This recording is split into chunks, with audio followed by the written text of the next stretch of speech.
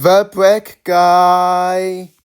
Hi guys, it's the Brick Guy, and in this video I'm going to speed build the Lego Northern Lights Diorama gift with purchase set number 40785, which contains 332 pieces.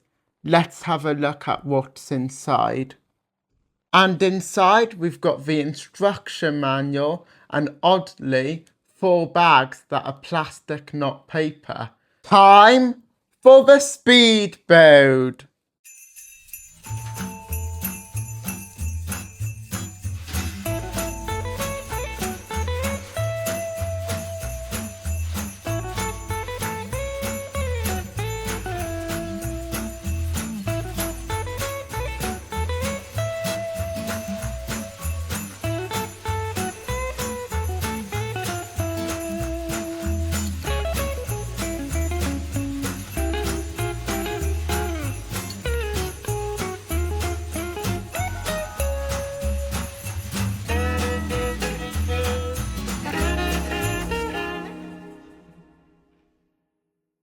And here it is, we have now finished the set.